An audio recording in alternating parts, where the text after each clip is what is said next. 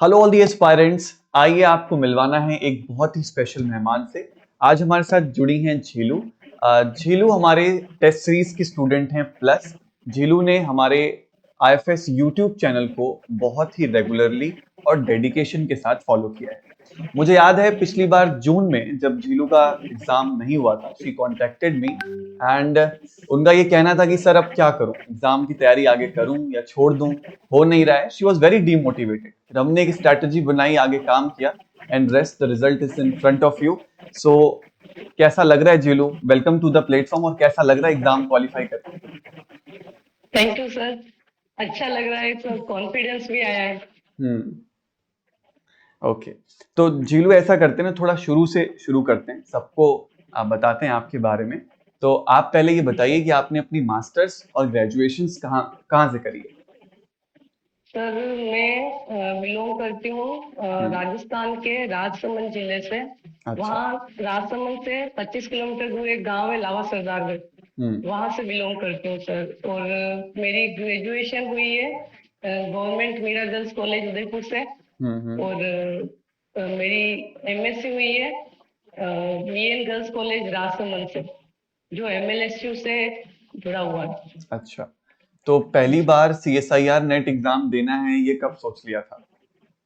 Sir ये सोच तो मैंने एमएससी के टाइम ही लिया था, क्योंकि मेरा एम कुछ हम्म। असिस्टेंट प्रोफेसर बनने का था, तो मैंने ये सोच तो उसी टाइम लिया था। अच्छा। तो आपने अपने मास्टर्स के बाद जब ये नेट एग्जाम दिया, तो फिर आपका एक्सपीरियंस कैसा था? सर एक्सपीरियंस तो ये था कि मतलब ऐसा लगा कि हम्म। नहीं हो पाएगा मेरे से। तो मतलब एमएससी में जो पढ़ा है उससे हम्म। रिलेटेड तो कुछ है ही नहीं, या तो करना है तो बहुत ज्यादा पढ़ना पड़ेगा हम्म। और अच्छे अच्छे गाइडेंस की जरूरत होगी। तो ऐसा क्यों होता है कि जब कोई बच्चा एमएससी कर रहा है और एमएससी में वो काफी अच्छा स्कोर भी कर रहा है, आप भी शायद अपने एमएससी में काफी अच्छी रैंक पढ़ते हैं, हमारा डिस्कशन हुआ था, तो फिर क्यों जी सर। कॉम्पिटिटिव एग्जाम में आने पर हमें जब केमिस्ट्री ही देना होता है तो हम इतना ब्लैंक क्यों हो जाते हैं? उसको आपका क्या रीजन था?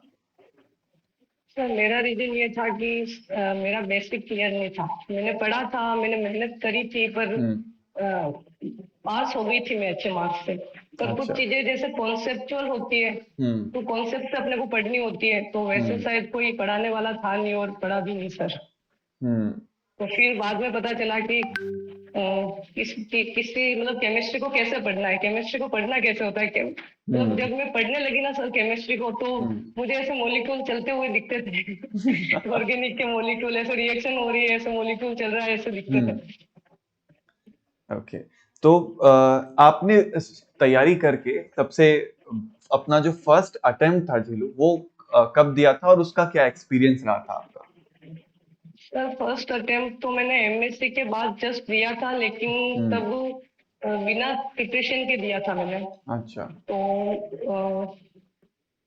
एक्सपीरियंस तो बहुत बुरा था सर वो वाला तो। और तैयारी जब आपने करी थी और उसके बाद जी सर। जब आपने अटेम्प्ट दिया था, तब क्या सर स्कोर रहा था? तैयारी करी थी, उसके बाद जब दिया था तब स्कोर मेरा रहा था सर 53। जब हम्म। मैंने अच्छी प्रिपरेशन के साथ में एग्जाम दिया था, तो अच्छा। मेरा स्कोर 53 रहा था। तो ये तो बहुत आपके लिए डिसहार्टनिंग हो गया होगा कि यार मैंने जी इतनी सर। तैयारी करी और 53। तो फिर तो जी सर। क्या डीमोटिवेशन हुई? तो उस डीमोटिवेशन को कैसे कोप अप किया? सर डीमोटिवेशन हुई, मुझे ऐसा लगा कि मुझसे नहीं हो पाएगा, तो मैंने अच्छा। छोड़ दी थी बीच में प्रिपरेशन। अच्छा। लेकिन वापस जाना मेरे को उसी लाइन में था, हम्म। तो करना तो था ही आगे पीछे कैसे भी करके। तो हम्म। वापस डिमोटिवेशन के बाद में वापस अंदर से आता कि नहीं करना तो यही है, तो हम्म। वापस से प्रिपरेशन स्टार्ट करी और फिर अच्छा। लग के करी प्रिपरेशन। जी हम्म। सर। सो जो आपका जून वाला अटेम्प्ट था, उसमें आपका क्या स्कोर था सर जिसके उसमें बाद हमारी 72 बात था। हुई थी? कितना? जी, 72 सर। और इस बार का आपका क्या स्कोर है? सर इस बार का 106.5। तो ये कैसे इतना ड्रास्टिक चेंज आपने इस बार वाले में कर दिया कि जो हर बार के अटेम्प्ट में आप 70-80 के जो मार्क था उसके बीच में फंस गए, आपका एलएसबी नहीं निकला, लेकिन इस बार अचानक से ये क्या जादू कर दिया कि 106.5 पे पहुंच गए? सर पढ़ते तो मैं उस टाइम भी थी, अभी भी मैंने अच्छे से ही पढ़ा है, लेकिन सर कॉन्फिडेंस की कमी थी सबसे पहले तो। अच्छा। और अभी मैंने पीवाईक्यूज को बार बार सॉल्व किया है, प्रैक्टिस क्वेश्चंस लगाए, बार बार उन चीजों को बार बार पढ़ा है, हम्म। और आपके सेशंस लिए हम्म। कंटिन्यू। और यूट्यूब को आपने अपनी तैयारी के लिए कैसे इस्तेमाल किया? How you use to use YouTube? क्योंकि यूट्यूब पे कंटेंट तो बहुत सारा है, आप कैसे सेलेक्ट करते थे चीजों को? सर सर यूट्यूब पे कंटेंट बहुत सारा है, बहुत सारी है पढ़ने के लिए, पर हम्म। अ, मुझे मतलब सर मैंने सिलेबस को पूरा कंप्लीट कर रखा था एक बार, तो मुझे हम्म। पता था कि मुझे क्या क्या पढ़ना है और क्या क्या अच्छा। जरूरी है, क्या क्या एग्जाम में आ रहा है। उसके हम्म। अकॉर्डिंग मैंने देखा कि ये चीजें मेरे को पढ़नी चाहिए, ये हम्म। चीजें जरूरी है। और जैसे मैंने आपके जो लेक्चर थे ना सर, तो मैं आपको सर दिसंबर 2023 के एग्जाम से फॉलो कर रही हूँ। तो अच्छा। सबसे ज्यादा मेरे को कॉन्फिडेंस वहीं से आया कि तो मैंने आपके जो लेक्चर देखे थे ना, हम्म। वहाँ उससे मेरे को बहुत हेल्प मिली। तो मुझे ये हम्म। पता चल गया था कि पढ़ना यहीं से है, हम्म। तो आप और सारे यहीं से लेक्चर्स पढ़ूंगी मेरे तो सही ख्याल से रहेगा। लाइव अटेंड करते थे? जी सर, हाँ सर। और लाइव के बाद वापस मैं रिकॉर्डेड भी देखती थी, उनको ऐसा लगता था मेरे को हम्म। वापस देखना चाहिए, तो मैं हम्म। रिकॉर्डेड भी देखती थी। Okay, very good. और क्वेश्चन प्रैक्टिस के लिए आप क्या सोर्स को प्रेफर करते थे कि यहाँ से मुझे क्वेश्चन प्रैक्टिस करना चाहिए? सर मॉक टेस्ट और टेस्ट सीरीज के लिए तो मैंने आईएफएस की टेस्ट सीरीज ली थी। अच्छा, तो टेस्ट और सीरीज में यूट्यूब आपके से क्या स्कोर रहते थे? उसमें सर 100+ ही रहते थे हमेशा। हम्म। तो 100+ रहते थे, और जैसे एग्जाम में नहीं आ रहा था तो फिर जी सर। क्या लग रहा था आपको कि कहाँ चूक हो रही है? क्या वो सिर्फ एग्जाम प्रेशर था जो हैंडल नहीं कर पा रहे थे? सर मुझे यही लगा कि एग्जाम प्रेशर ही था जो हैंडल नहीं कर पा रही थी मैं। तो क्या हो जाता था, मतलब इस बार क्या एग्जाम में आपको डर नहीं लगा कि पिछली बार वाले में डर लग रहा था? क्या चेंज, क्या नहीं महसूस सर, हुआ उन 3 घंटों में? मैंने इस बार मेडिटेशन करना स्टार्ट किया था, तो शायद अच्छा। उसका कुछ मुझे बेनिफिट हुआ है। अच्छा, तो जी sir. It's a very good point कि आपने अपने, एटलीस्ट आपको ये पता था कि मेरी कमी कहाँ पे है, और उस पे काम किया। बहुत सारे बच्चों को ये पता नहीं होता है कि क्या कमी रह रही है, मुझे क्यों डर लग रहा है। तो इस चीज पे प्लीज आप लोग भी काम करें। और जीलू, बीइंग अ गर्ल, यहाँ तक आने में और जहाँ से आप बिलोंग करते हैं, आपको क्या डिफिकल्टीज फेस करनी पड़ी? सर डिफिकल्टीज तो बहुत सारी फेस करनी पड़ी, जैसे अभी शादी का प्रेशर भी था घर से। अच्छा। तो अ, इधर एग्जाम भी क्वालिफाई नहीं हो रहा है, और घर हम्म। वाले शादी भी करवाना चाह रहे हैं। हम्म। तो सर थोड़ा मुश्किल तो हुआ था कि मतलब टेंशन थी कि एग्जाम क्वालिफाई करना है, शादी शादी का प्रेशर है। घर हम्म। वाले बोलते थे इस बार नहीं हुआ तो फिर शादी करनी ही है। अच्छा।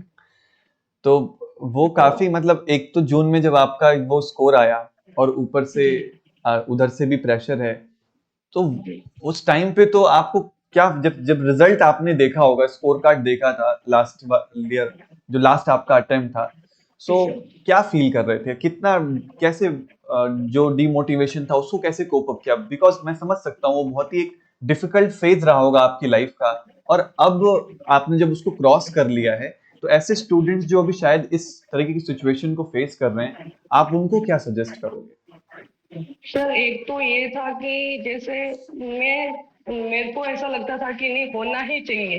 हम्म। जून वाले एग्जाम तक मैं ये सोचती थी कि नहीं होना ही चाहिए, और जब हम्म। नहीं होता है तो हम्म। ज्यादा दुख ज्यादा होता है। हम्म। अब मैंने ये सोच रखा था कि मेरे को मेहनत करनी है, मेरे को अपना पूरा एफर्ट्स डालने हैं, हम्म। होगा तो भी नहीं होगा तो भी, जो भी होगा वो एक्सेप्टेड है। राइट। तो आप जी सर। अपना कर्म करें, बाकी जो होगा वो, जी आप, अगर रिजल्ट आपके फेवर में आएगा तो आप उसको एक्सेप्ट करें, और नहीं जी आएगा सर। फेवर में तो आप उसको भी एक्सेप्ट करें। ये आपने बहुत जी अच्छी सर। बात कही है यार। क्योंकि कई बार हम लोग इतना रिजल्ट ओरिएंटेड हो जाते हैं कि चाहिए चाहिए चाहिए, और उसका प्रेशर हमें एग्जाम में खा जाता है। जी सर, ये यही हो रहा था सर। पेपर को अटेम्प्ट करने की स्ट्रेटेजी क्या थी आपकी इस बार? दूसरे बार से आपने अलग किया, या इस बार भी वही पार्ट सी बी ए, किस टाइप का स्ट्रेटेजी बनाया था? सर सबसे पहले पार्ट सी, हम्म। फिर पार्ट बी, फिर ए। हम्म। उसमें भी सर पहले एक बार कर दिया, पूरा हम्म। जितना आ रहा था उतना कर दिया। हम्म। फिर वापस से दूसरी बार में वापस से पूरा किया। अच्छा। और कुछ एक्स्ट्रा कुछ छूट गया हो या कुछ हम्म। मैंने मार्क्स रिव्यू किया हो तो उनको वापस से सॉल्व किया। और फिर लास्ट बार में चेक किया कुछ गलत तो नहीं है। हम्म। Very good. तो आपका फिजिकल, ऑर्गेनिक, इनऑर्गेनिक तीनों एक जैसा था या कोई एक ऐसा हिस्सा जो आपको पसंद ना हो? सर पसंद तो सारा था लेकिन हम्म। फिजिकल थोड़ा वीक था। अच्छा, तो फिजिकल में कौन कौन से टॉपिक्स आप करके गए थे? सर फिजिकल में मैं ग्रुप थ्योरी करके गई थी, हम्म। सॉलिड स्टेट करके गई थी, हम्म। क्वांटम कंप्लीट नहीं करके गई थी, जो मुझे पढ़ने में अच्छा लगता था वो मैं पढ़ के गई थी। अच्छा, और थर्मो में भी जो मेरे को पढ़ने में सही लगता था वो मैं पढ़ के गई तो थी। उसका बेनिफिट हुआ आपको एग्जाम में? जी सर। अच्छा, कितने क्वेश्चंस आपने फिजिकल के अटेम्प्ट किए पार्ट सी में? सर फिजिकल के मैंने 5 क्वेश्चन अटेम्प्ट किए पार्ट सी में। अच्छा, और ऑर्गेनिक, इनऑर्गेनिक में कितना किया?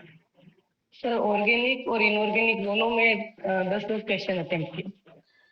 तो ये बहुत अच्छी बात है कि यार आपने जो टॉपिक सेलेक्ट किए उसके बेसिस पे आप जी फिजिकल के 5 क्वेश्चंस कर पाए। जी अच्छा, पार्ट सी में जी। आपके इस बार टोटल कितने क्वेश्चन सही हुए हैं?